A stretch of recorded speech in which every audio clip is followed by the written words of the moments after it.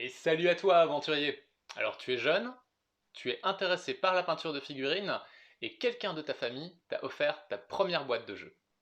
Bravo, et surtout, bienvenue dans l'univers de Warhammer.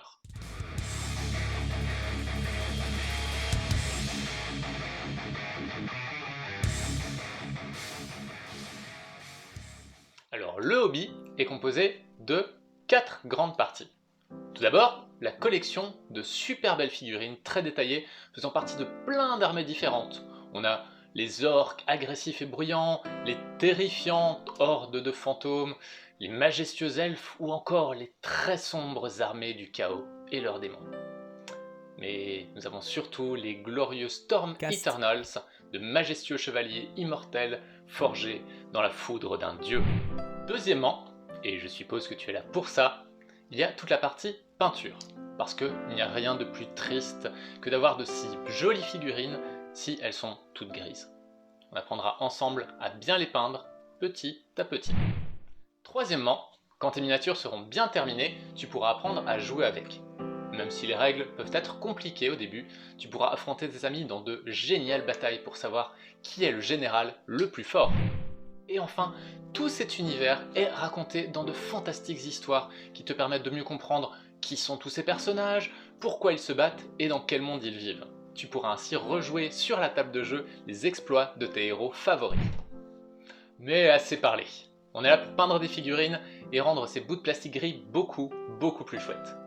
Si tu commences dans le hobby, il y a de fortes chances qu'on t'ait offert une boîte, comme celle-ci, avec quelques personnages, quelques pots de peinture et un pinceau. C'est une très bonne base, car les figurines ne sont pas trop grosses et ont de petits ergots pour pouvoir les monter sans colle. En plus de ça, les couleurs présentes dans la boîte sont tout ce dont tu auras besoin pour avoir un rendu très sympa. Alors, bien sûr, il y a pas mal de différences entre ce que tu vas pouvoir faire avec ces peintures et le résultat que tu as pu voir sur certaines photos. En effet, c'est le résultat d'années d'expérience et tu ne dois pas te décourager si tu n'arrives pas à faire aussi bien dès le début. Comme tout loisir, c'est en s'entraînant qu'on arrive à faire les choses très bien. Malgré tout, tu as pu voir que les images à l'arrière de la boîte ne sont pas très jolies. Eh bien, j'ai une bonne nouvelle pour toi. En suivant tous mes conseils, tes premières figurines seront plus jolies que ça, et sans même racheter de nouvelles couleurs. Allez, c'est parti! Avant de commencer, regardons ensemble ce dont tu vas avoir besoin. Une figurine, bien sûr. Elle pourra être déjà montée, ou bien encore en grappe, comme ici. De la peinture, un pinceau, mais c'est mieux d'en avoir de plusieurs tailles. Si tu en as des vieux à la maison, ou si tes parents ont par exemple des vieux pinceaux à maquillage, ça pourra être utile. Une palette pour la peinture, un pot à eau, du sopalin pour essuyer tes pinceaux, et pour tes parents, une pince coupante et un couteau de précision, ou à défaut, une lime. Tout d'abord, on va choisir une figurine. Ça ne sert à rien de commencer tout de suite par toutes les peindre en même temps, surtout que certaines peuvent être plus compliquées que d'autres. Et je pense que tu as très envie de pouvoir t'entraîner sur plusieurs miniatures avant de peindre celle que tu préfères. Par exemple, dans cette boîte, il y a deux séquitors normaux, un avec une grosse massue et une avec un bouclier et une masse. Et la troisième figurine est la Sequitor Prime, leur chef, et peut être peinte sans son casque. Alors, si tu veux la rendre très jolie, autant la garder pour la fin. Maintenant qu'on a choisi notre première figurine, pour moi ça sera celle avec le bouclier, on va commencer par l'assembler. Si tu as moins de 12 ans, tu auras besoin d'un adulte pour t'aider dans cette étape.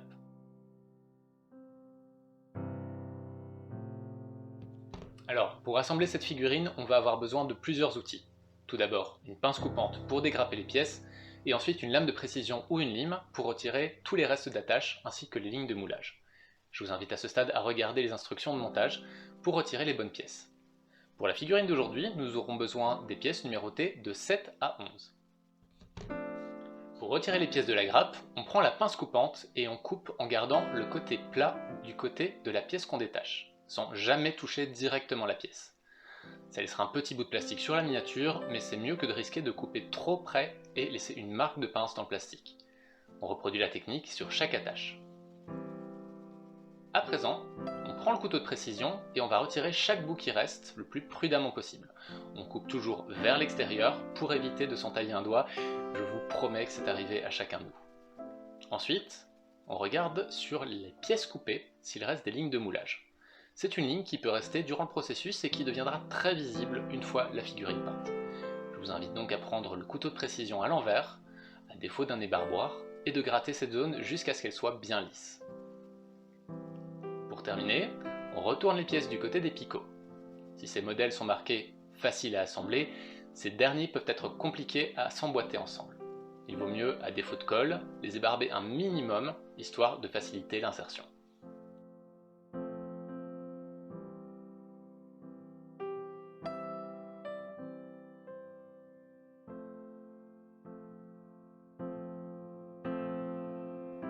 Et voilà, ta figurine est prête à être assemblée.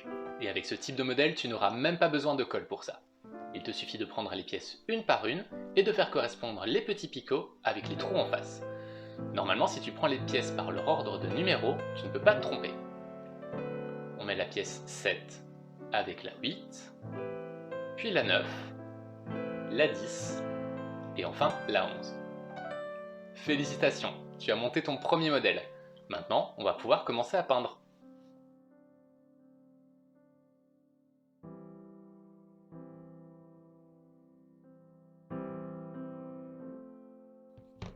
Alors, ce que je recommande en général pour commencer la peinture, c'est de peindre la première couche avec une bombe de peinture. C'est ce qu'on appelle la sous-couche. Si tu as une bombe de peinture, demande à un adulte de faire cette étape pour toi, car la peinture peut être dangereuse si tu la respires. Il vaut mieux faire cette étape dehors, après avoir bien remué la bombe à température ambiante. Ensuite, il suffit de l'appliquer partout sur le modèle, par petits coups, en gardant environ 30 cm de distance avec le modèle. On peut utiliser un gant ou un bout de carton pour ne pas se tacher, et ensuite, on laisse bien sécher.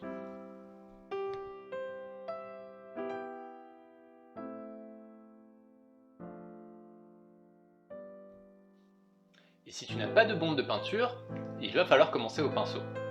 Commence par bien mélanger ton pot de peinture. Après, tu prends de la peinture dorée avec ton pinceau, mets-la sur ta palette. Tu peux utiliser pour ça un vieux bout de plastique ou une vieille assiette, quelque chose de bien plat et bien lisse. Ensuite, trempe ton pinceau dans ton pot d'eau. Tu vas ensuite mélanger la peinture avec ton pinceau mouillé, car il ne faut jamais, au grand jamais, utiliser la peinture directement. Elle est très épaisse et pourrait laisser des traces pas très belles sur la figurine. Une fois que tu en as bien mis partout, laisse la peinture sécher et recommence. Il faut que toute la figurine soit bien dorée pour pouvoir continuer. Si tes parents ont déjà sous-couché la figurine, il faudra juste le faire une fois pour avoir un beau résultat.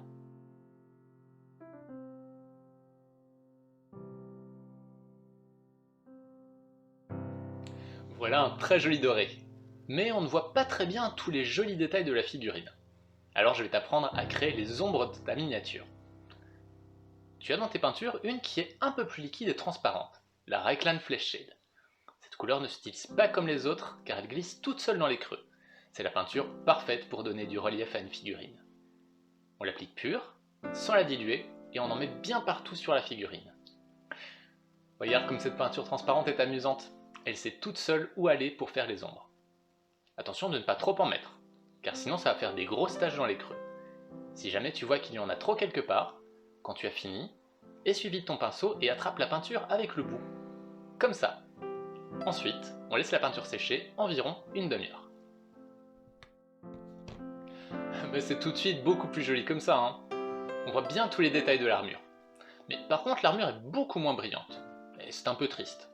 Je vais t'apprendre mon astuce pour lui redonner toute sa brillance. Prends un vieux pinceau à maquillage, ou si tu en as déjà un pinceau pour brossage à sec. C'est un pinceau qui n'est pas pointu et qui est parfait pour la suite. Trempe le bout de ton pinceau dans le pot, juste un peu, puis essuie sur le sopalin jusqu'à ce que tu ne vois presque plus de peinture dessus. Ensuite, brosse toute la figurine avec ton pinceau. En faisant comme ça, la peinture n'ira que sur les parties brillantes de l'armure et les ombres seront encore bien visibles. Grâce à cette technique, ton armure est déjà beaucoup plus jolie que sur la boîte.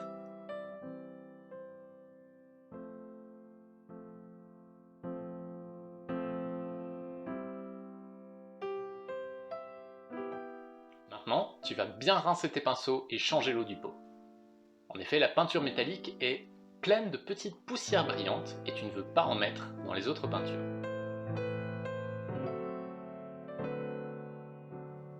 On va commencer à peindre toutes les autres couleurs de la figurine à présent. Prends ton pot de peinture noire et agite-le bien. Mets-en un peu sur ton pinceau, puis sur ta palette. Puis ajoute un peu d'eau et mélange bien. En t'aidant de la photo sur la boîte, tu vas mettre de la peinture sur toutes les zones noires en faisant bien attention de ne pas déborder.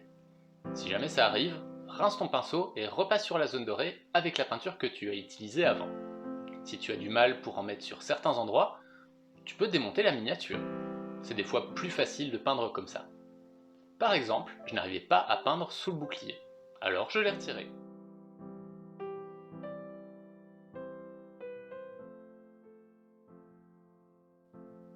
Une fois qu'on a bien peint toutes les zones noires, regarde si on ne voit plus la couleur dorée en dessous. Si jamais c'est le cas, il suffit juste de repasser une deuxième couche.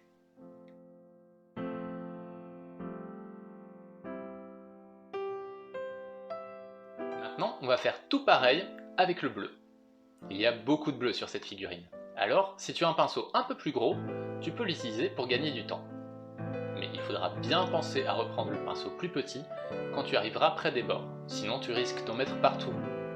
Et comme pour le noir, si on voit encore le doré en dessous, tu peux mettre une deuxième couche.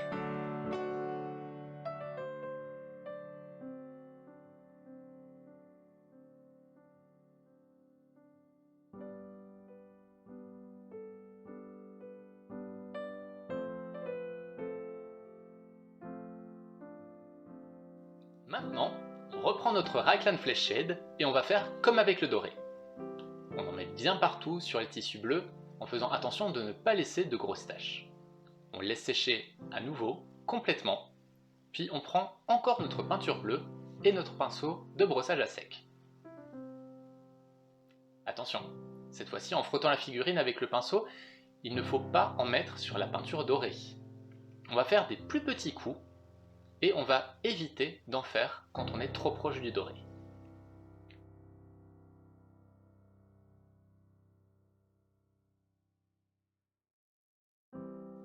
Regarde comme le tissu ressort bien à présent.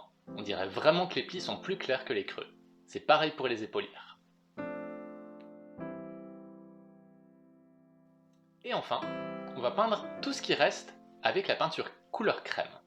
Elle s'appelle Rakarth Flesh et elle est très bien pour faire des tissus beiges, des parchemins ou des os. Cette peinture est plus claire que les autres, donc ne t'étonne pas si elle couvre moins bien sur la figurine. Il faudra certainement passer 2 couches de peinture pour avoir un bon résultat, et si ce n'est toujours pas le cas, repasse une 3e couche, toujours bien diluée. Ensuite, on va faire pareil qu'avec le bleu et le doré. Tu vas mettre du lavis sur toutes les zones peintes en Rakarth Flesh. C'est vraiment très important de faire cette étape car ça fait bien ressortir tous les plis du tissu.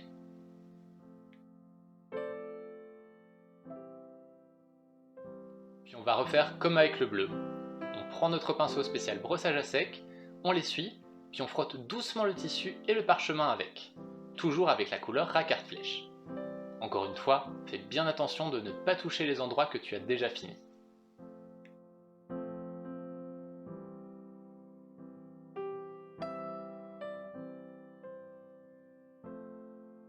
On a presque fini, promis. Il nous reste une partie qui a l'air moins importante, mais qui est essentielle. C'est le socle. Sur ta boîte, le socle a entièrement été peint en brun, et c'est un peu dommage. Mais vu qu'on n'a pas d'autre couleur, on va devoir en inventer. Il y a 3 types de choses sur ton socle.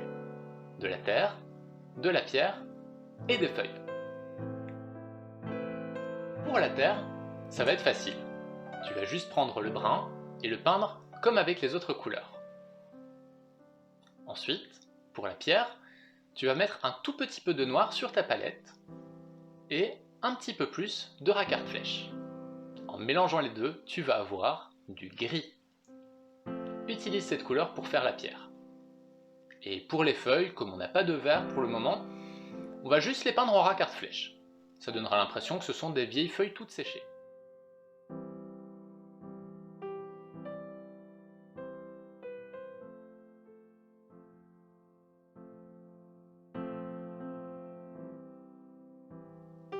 Ensuite on reprend le lavis et on en met bien partout. Ce n'est pas grave ici d'en mettre un petit peu trop, puisque souvent on peint les socles plus foncés que la figurine.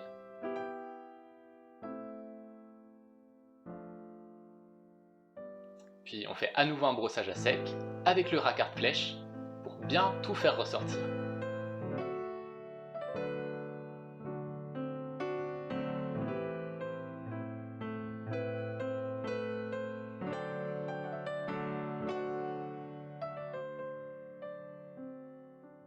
La dernière étape quand on peint une miniature est le contour du socle.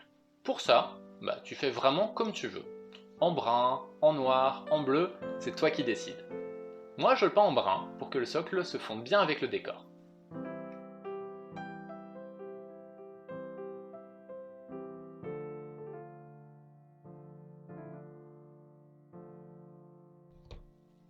Et voilà, bravo! Tu as terminé ta toute première figurine. Félicitations! Tu vois que ce n'était pas si dur de faire mieux que sur la boîte, hein.